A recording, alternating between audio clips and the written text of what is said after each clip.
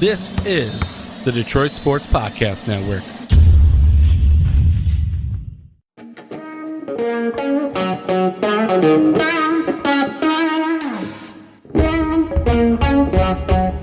The biggest icon in podcasting.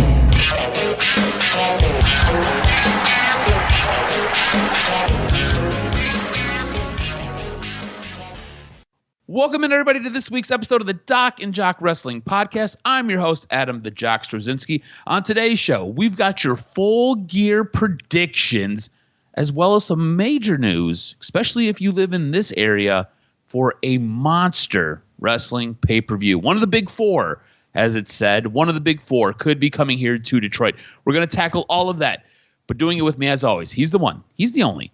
He's the guy who I go to warfare with every single time we've got a pay-per-view. He's the one. He's the only. He's the man who beats the man because he is the man. He is the Doc, John Macaroon. What's up, cuz? Excited to break down everything regarding the AEW pay-per-view that's going to take place tonight. Make sure you listen to this podcast. Soak it all in regarding AEW. They have a stacked card. Now, as opposed to previous pay-per-views that they've kind of led up to, this one maybe doesn't have as much fanfare, but there's still a lot of good stuff that could come from this pay-per-view tonight. Yeah, it's a jam-packed card. It is absolutely deep. When we're putting the rundown together, I got through probably about 6 matches, and I was like, man, there's still more matches, and I had to look to see how many more matches there were, and I was like, geez, this is going to be one of those pay-per-views that you really got to buckle in. You got to fasten your seatbelt. Be prepared for one of these pay-per-views to end around midnight tonight. It's going to be a long one. And I think you're right. I think you said it perfectly. This is one of those pay-per-views where there hasn't been this momentous build to it, or at least it doesn't feel like there's been this momentous build to it. Normally, we are kind of amped up, edge of our seats, waiting. I really do believe this pay-per-view has been carried by the Jon Moxley MJF match, as well as the possibility that the Elite may be coming back. And it was confirmed on Wednesday night on Dynamite that the Elite will be coming back and taking on Death Triangle. And I think maybe we start there. Who do you have winning with the Elite coming back for their AEW Trios Championships? The championships that they never actually lost. They were removed from them, taken off of them while they were placed on suspension as the whole CM Punk Elite debacle got sorted out. Death Triangle gets put into a match, ends up winning it. They're now your AEW Trios Champions. Do the Trios Champions, Death Triangle, retain their belts, or do the Elite come back for what is rightfully theirs? Yeah, it's tough, too, because you could really logistically make an argument for both teams. But I'm not of the opinion that they go the WWE route with these belts. I think that Death Triangle wins. It's going to be a fantastic match. I know it would be wild for the Elite to come back and not win the belts, but at the same time, you can't devalue a team that's kind of done well and handled their business. So I think it's Death Triangle. See, I love the way you think, because I think the same thing. How do you put a set of belts on a group of guys and like, here, we need you to carry these, we need you to make these relevant, only for the champions to come back and take them off of them, like with no build, no real storyline besides people who are smart and are paying attention to it. Like, you've seen nothing on screen between these guys. So like, I think Pac did a great job cutting his promo and really helping sell this, but I don't think you devalue a team that has carried these belts essentially since day 2. Like, literally since day 2, they've carried these belts. I don't think you do that. I think Death Triangle wins, and I think it's going to be something shady. I think you see Pac pushing this group to turn heel constantly. I think this is where they go full-blown heel. This is where you have Penta and you have Rey Fenix. They'll end up using some sort of weapon, something to get the win here. The Elite go full-blown face, and that's where we go from there. Let's jump into the other match that has really carried this. Jon Moxley, MJF. This has been one of the bigger builds. This was supposed to be CM Punk versus Jon Moxley. Had the scrum. CM Punk now obviously appears to be out of AEW. MJF, Jon Moxley. I think MJF wins this, and I think what you get with this is you've had MJF basically selling himself as a good guy for weeks now. Like, I'm not going to be a bad guy. I'm going to earn this the right way. I'm going to do things the right way. I'm going to do it the way they should be done. And they've been selling, and the commentary team's been building up to him using that diamond ring. I think in this match, I think the firm gets involved. I think he uses the diamond ring. I think he becomes the absolute devil. That's something else MJF has said a lot of times. I am the devil. I think he becomes the devil. I think he goes as heel and as rogue as you can go in this match, and he somehow gets the win. Jon Moxley gets a well-deserved vacation. He was on his way to take a vacation before the CM Punk stuff happened. They had to put the belt back on him. He's been a fantastic champion. Nothing should demolish or demoralize what he has done. But I think MJF, it's his time. Put the belt on him. Let's rock and roll. I think MJF wins this match as your new AEW World Champion. See, that would be horrible. I mean, that's the way it's gone, but I've racked my brain regarding this prediction, and the crazy part that probably will cost me this point is the involvement of the firm. Why do they come out there and destroy him in the table? Is it all ruse? Is it all something that could potentially be the devil working his deeds, and they actually help him win the title? I say that they just absolutely veer off, and maybe you have William Morrissey with the feud, Ethan Page, somebody else. I just don't think that at this point in time, MJF, while he is the most over, I don't think he's the top draw. I think he is number 2.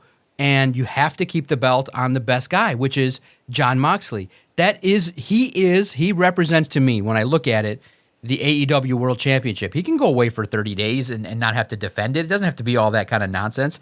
I think that, how do you continue to then believe that Jon Moxley is this badass when he loses the belt quickly to CM Punk, then comes back, wins it again, then loses it right back to MJF?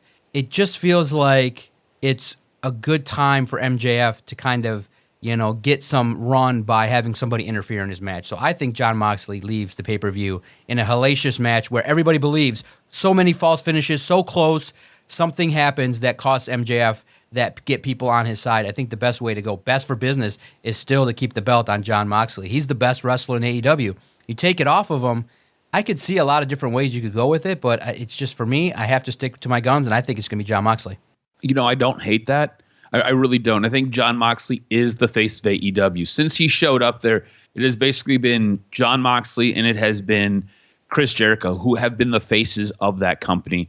And I think that's a perfect segue into this next match. We've got Chris Jericho defending his ROH World Championship against Bryan Danielson, Sammy Guevara, and Claudio Castagnoli. We've got a fatal 4-way for the ROH World Championship. How do you see this one playing out? No doubt about it. The Ocho is a great bit. I have to believe that it's going to be Chris Jericho. I think he's been really carrying AEW and doing his things as well, and I would definitely go with Chris Jericho. I'm going to go with Chris Jericho as well because I've done the same thing. I've racked my brain around how does this match play out? How does this do we transfer the belt at some point? And I think Chris Jericho has done a great job really getting this title over. Chris Jericho is a guy that you can sell. Remember, ROH still looking for a streaming or a television deal. I think you can sell Chris Jericho. I love Bryan Danielson. I think Bryan Danielson would be a great champion. Out of this group, I think he would be the one guy who I would lean towards a little bit more if it wasn't Chris Jericho. But that being said, I don't know if you can package him and sell him like you can sell Chris Jericho. Chris Jericho has a natural charisma about him, a natural wit. He's able to get in a room and he's able to politic with big wigs when it comes to a TV deal. That's the guy who you want as your world champion. That's the guy who you want helping set up a television deal to get you where you need to go, get you a foothold in a marketplace so you can bring your wrestling back to television and really make some money. So I'm going to go Chris Jericho as well.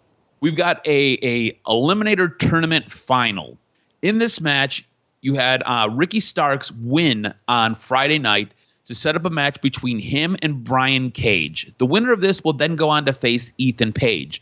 So for this selection, we've got to pick two different fights here. We've got to pick the winner of Brian Cage versus Ricky Starks, and then the winner of that versus Ethan Page to go on to complete the Eliminator Tournament final and be that next person to challenge for the AEW World Championship.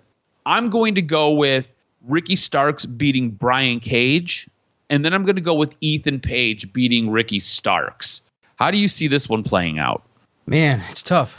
I have to kind of see it the same way you do, man. I really want to see, though, in this, Ricky Starks kind of elevate. It's kind of like when I've looked at this pay-per-view and looked at AEW over the past few months, a lot of guys that should be a little bit higher in the card definitely should be higher. And I think Ricky Starks has to come away, even though he doesn't win, I think he has to come away looking really strong in regards to the wrestling. I think the first match that he's going to win should be really strong. I love Brian Cage, but I think that he's still at the lower end of the card. Ricky Starks, I think, needs to come away with this looking like somebody that can move forward into title pictures and things like that. Even though he doesn't win it all, I think that he needs to come away. He probably needs a good showing in this pay-per-view, but I agree with you in how you see these two matches. Yeah, and look, I think Ricky Starks is a guy who could be and should be main event, high-end, top-of-the-card talent. And I think he's kind of been stuck a little bit in this middling area. Like, he just hasn't been able to break through whatever that imaginary ceiling is, or they haven't given him the ability to break through that imaginary ceiling. Brian Cage, conversely, I think Brian Cage has a great look. For a big man, Brian Cage can move around. Brian Cage is very similar to Keith Lee from Swerve in Our Glory. A big dude who can do a lot of crazy moves. Brian Cage, I believe, with this company is viewed as lower mid-card, and I think that's a little bit of a detriment. I think that's a bad view for this company to have, because Brian Cage, I think, is a fantastic wrestler, has a lucha background, is able to utilize that in the ring, and it's amazing to watch a guy who's like 200, 275 pounds do moves like Rey Mysterio. You know what I'm saying? So I think you have, with these three competitors, you're going to have two fantastic matches. Ricky Starks has to look strong in both of these matches, though. It's just kind of the way I see it, the way I feel about it.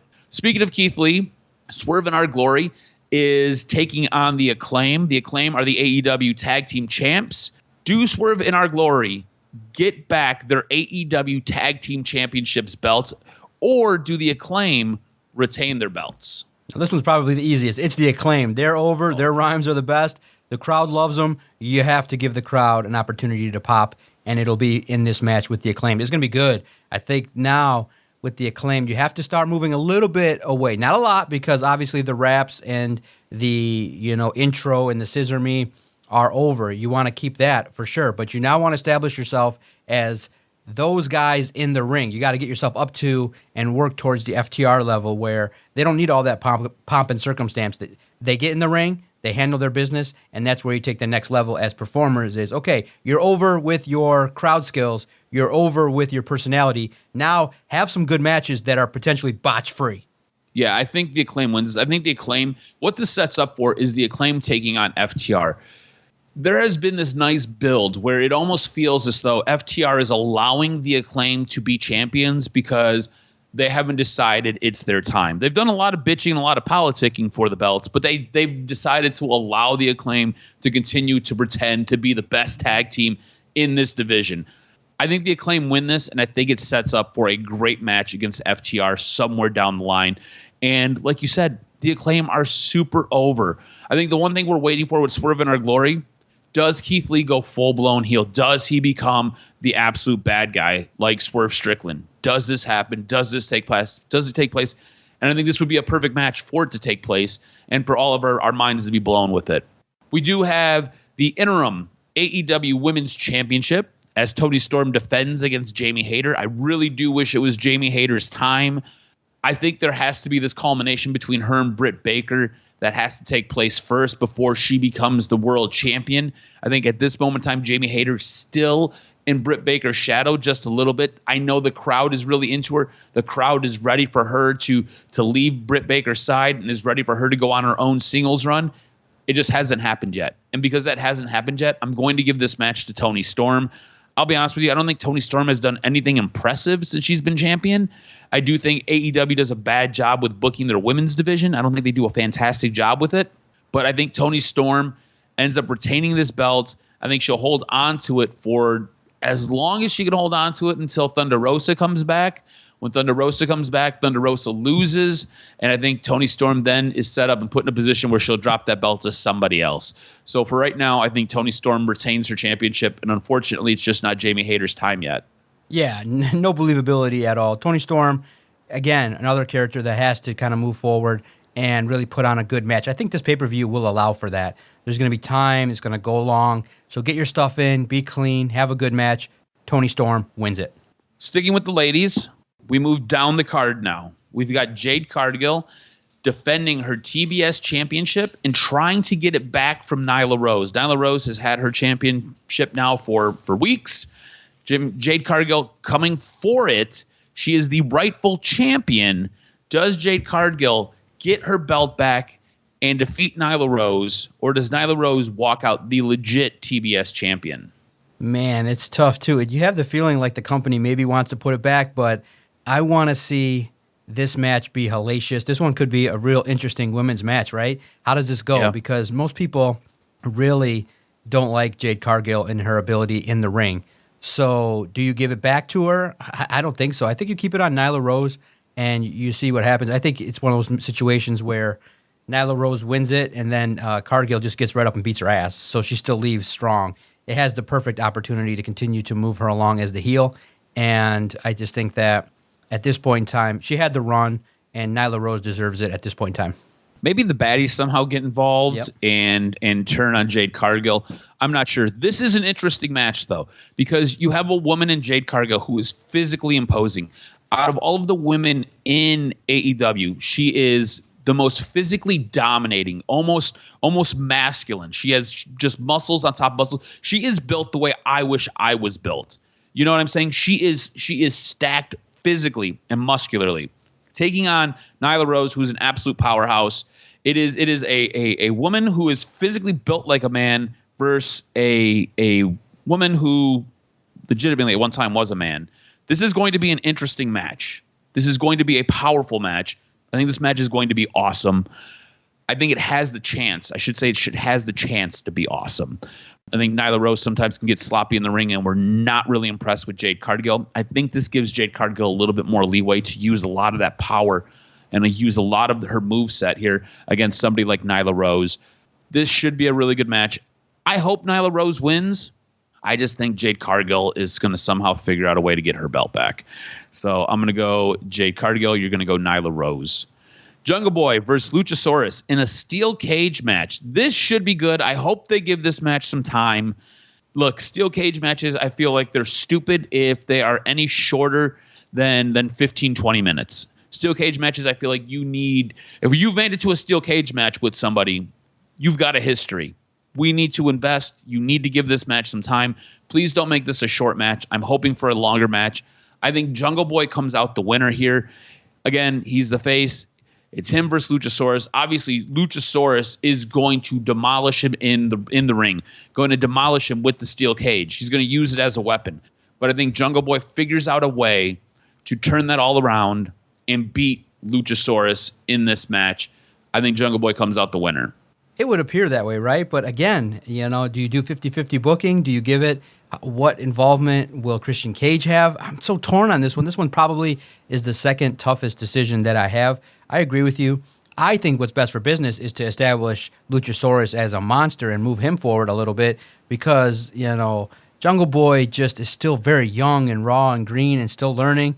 But I think in the nature of the storyline, you got to kind of cap this off with the good guy winning it, and I think that's how they're going to play it. I would do it differently. I would have a squash match. Luchasaurus walks in 10 minutes, handles business, and establishes that even though this babyface is trying to get revenge, that it's not your time. And you have Christian Cage involved too. You have all the heel tactics, and let the heel win. But I agree with you. I think the babyface in a steel cage match probably ends up getting the applause and the victory. All right. So you got Jungle Boy as well then. Absolutely. Yep. All right. So I think we both see that match kind of playing out the same way. Luchasaurus is going to come out looking like a monster in this, but Jungle Boy is going to have to suffer the hands of that. But because of that, he will come out the winner. Now we've got Saraya taking on Dr. Britt Baker, DMD. This is a tough one. Oof. I think we both have thought that Britt Baker has essentially carried this feud and has been better for wear in this feud. I think we both have felt Saraya has had a couple of missteps along the way and doesn't look as sharp. I'm going to say that they're going to put Saraya over in this match. I think it's kind of how they bring her back. She gets a win against Britt Baker. I think it'd be silly to kind of build her up only for her to lose against Britt Baker. I don't know if I necessarily like that. I just see that's how this is going to play out. What are your thoughts? Yeah, it's obvious. I mean, her first match, I want to see how she looks. Is she crisp? What kind of work has she put in? Obviously, to get into the ring, I would naturally assume that she's put in the work, has been behind the scenes training, working hard with these ladies. But who knows with AEW? Could they just throw her in there? I just hope it's not sloppy, because many people obviously remember Saraya from her time as Paige, and she was a great wrestler. Tactician, could handle it, could be physical, had all the tools. And I think that Britt Baker, DMD, is the perfect opponent to have her in the ring with, to come back and dance with for the first time. It'll be a great match, but absolutely, Saraya has to go over. You have a potential Bryan Danielson in that ring with somebody, you know what I mean? So it's a great opportunity for Saraya to get over and to establish herself as a star. Hopefully it works out to be a really good match. Again, I'm concerned for Saraya, and I'm concerned for her in-ring work. We'll see how this plays out. I don't want her to rush back too soon. You know what I'm saying? That's the one thing you don't want, especially these wrestlers who have these neck injuries. Oh. You don't want them to rush back too soon, and I don't want her to look rusty. I don't want her to look bad. I don't want her to diminish anything good that she has done when she was Paige, because she did a lot of good when she was Paige.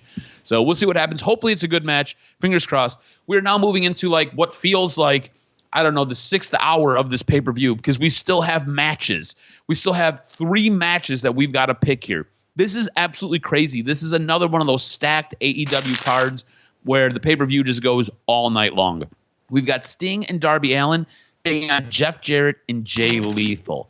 How do you see this one playing out? Easy. Sting and Darby Allin win it. I think obviously the heels got over first. This is a great opportunity for Sting. I mean, I don't really want to see Jeff Jarrett in the ring again, but he's got to kind of have, I think his wrestling career has been where if there's a company, he's going to have to work in it. And he's going to have to, hit somebody over the head with a guitar in every single company that's ever existed until the end of time. But I will say that Sting and Darby Allin, I'm just curious to see. My big note is, what the hell is Sting going to do? Is he going to do a jump rope off the top? Is he going to try something crazy? Sting has been in there doing stuff on these pay-per-views, so I'm curious what to see. Darby Allin always is must-see. It'll be fun for the faces to get over in this one. Yeah, I'm going to go opposite of you in this one. I'm going to go Jeff Jarrett. I'm going to go Jay Lethal. And I'm going to go opposite for a couple of reasons. I think Steve and Darby Allin have had a good run. I think they've done a lot of good together. I think there was a little bit of truth in this whole thing with Darby Allin kind of needing to go his own way. They're pulled back together now. Jeff Jarrett just shows up. Jay Lethal has basically been on a losing streak. Jay Lethal hasn't won any big matches.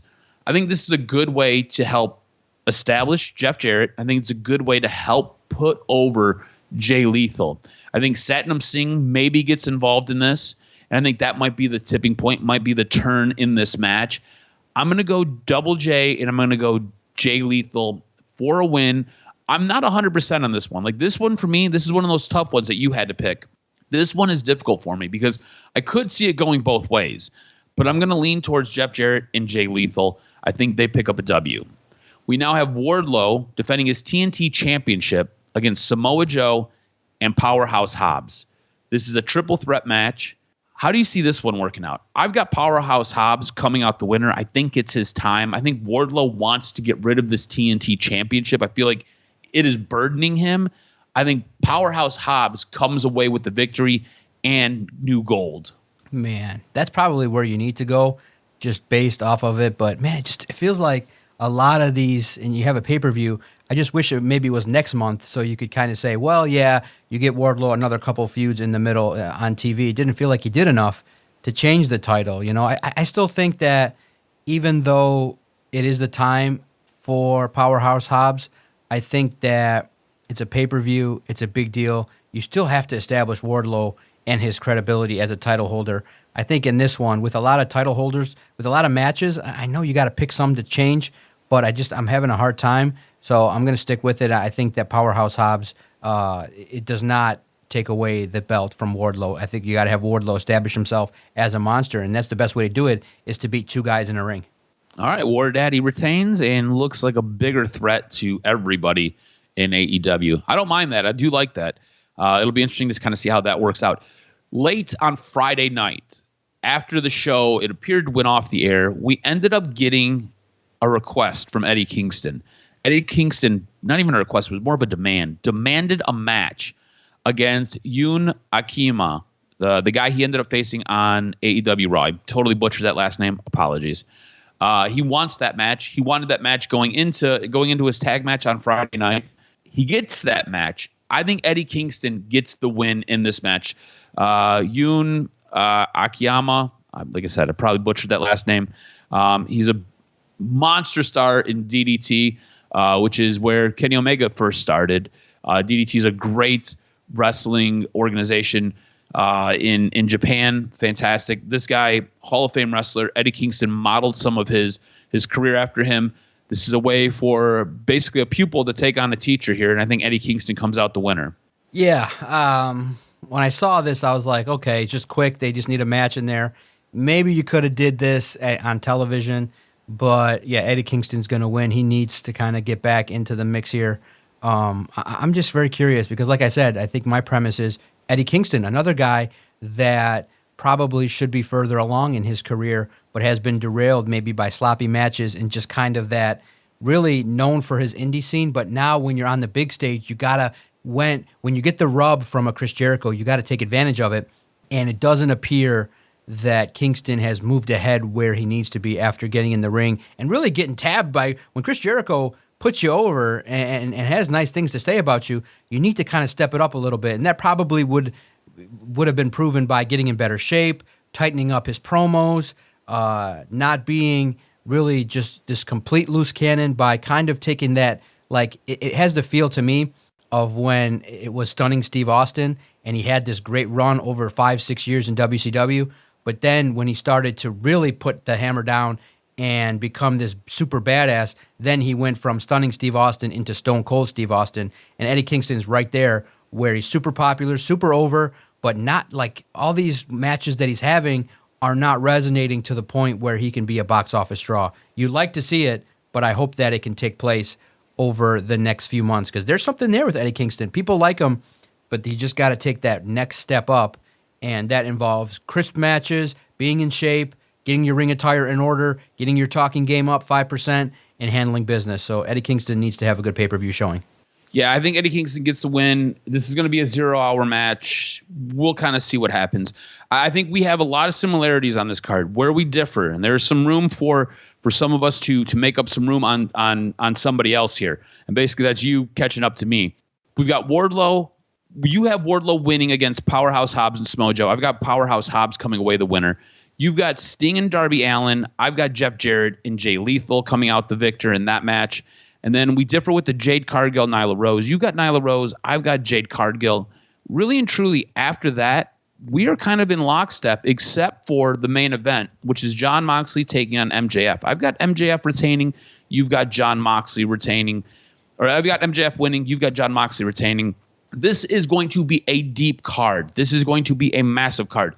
This is a card where you order a pizza at like 9 o'clock and it gets delivered to your house at like 10:30, and you'll still be eating that pizza at 1 a.m. So buckle up. It should be a good time. Should be fantastic. On calling the card, I've got a 5-point lead on you. But with this, you got a chance to really make up a ton of ground and really cut that lead almost in half. Remember, with the Ethan Page, Ricky Starks, Brian Cage match, you can get up to 2 extra points there. So we'll see how that works out. But a lot of ground could be made up on this pay-per-view.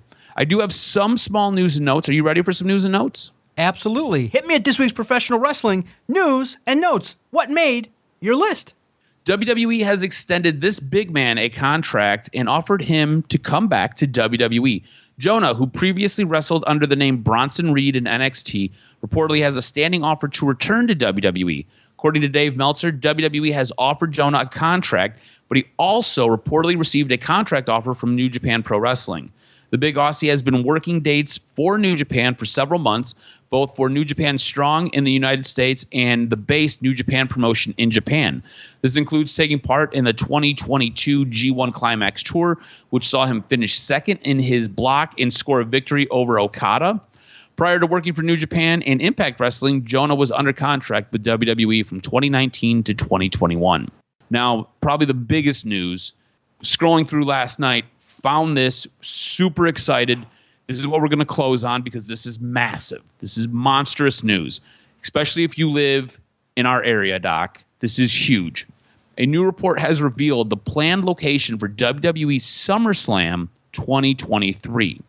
It looks like the biggest party of the summer is heading back to a city for the first time in 30 years. Fightful Select reports that the frontrunner for the 2023 edition of SummerSlam is Detroit, Michigan. Despite nothing being finalized, WWE sources have indicated that Detroit was being looked at for the show in recent months. WWE hasn't been in the area for SummerSlam in quite some time. The last time was in 1993 at the Palace of Auburn Hills, which was headlined by Yokozuna versus Lex Luger for the WWE Championship. Possible venues for WWE SummerSlam 2023 in Detroit include Ford Field, which will probably be the location, WrestleMania 20, which hosted WrestleMania 23 in 2007, Comerica Park, home of the Detroit Tigers, also the current home for the Detroit Pistons, the Detroit Red Wings, Little Caesars Arena. SmackDown will be at Little Caesars, I believe, January 20th. That's also being considered. The last 2 years for the Summer Spectacular have taken place in stadiums, though. So that would lead you to believe that it'll probably take place in Comerica. I just don't know if you can get the number of people in that arena that they would want. So that's why I think they'd lean towards Ford Field. But either way, fingers crossed, we get it here in the D, and we get to take it in live at whatever stadium it's at. SummerSlam 2023, fingers up. Hopefully it comes to Detroit. Let's go. That's going to do it for this week's wrestling news and notes. Man, cause I am pumped. If it's at Comerica, though, here's the problem. Michigan weather's unpredictable. You could have a situation where you start the card at 7, it's a thunderstorm, it clears up at 8, another thunderstorm at 9:30. You risk a potential weather nightmare in late August for SummerSlam. You got to have it at Ford Field. You've done it before. You have the ability to have pomp and circumstance. You could get, 70,000 people in there, and it has to be at Ford Field. I definitely would line up to get tickets at Ford Field. Comerica, I still would have reservations because you need everything to go right. And in Detroit, it just sometimes doesn't go that way. Outdoor stadiums are always risky.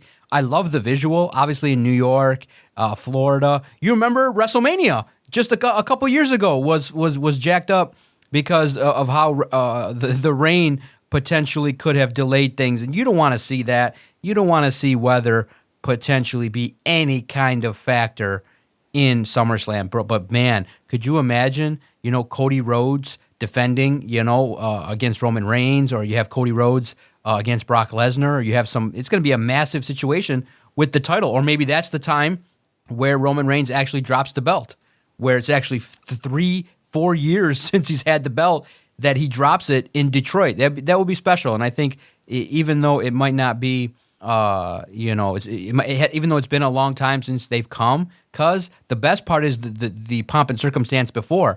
The wrestlers coming in on Friday, Saturday, doing shows, doing podcasts. It's a celebration of wrestling in the summer, and it's always great potentially for WWE to acknowledge Detroit. So that would be great. I hope it's not at Little Caesars. I hope it's at Ford Field to have the biggest show in the summer after WrestleMania. So that's great. Make sure you follow Adam and all his great wrestling takes on Twitter at AdamRSTROZ. Follow the network at Detroit Podcast. Anywhere that you listen or download your favorite audio broadcast, type in Detroit Sports Podcast, and our content, our podcast will find you. Really this week enjoyed breaking down AEW. It's going to be fascinating tonight to see, really, one challenge is, can I stay up for the whole thing? How this card shakes out, who ends up with the titles, who ends up looking well, who's going to steal the show. So much good stuff regarding AEW. And as always, let's just hope that all the performers that walk in, walk out healthy. So that next week, we can break down all the results and talk about where these guys should go and where the next angle should go in AEW and in WWE. For the Jock, Adam Strozinski, I'm the Doc, John Macaroon. This has been the latest episode of the Doc and Jock Wrestling Podcast.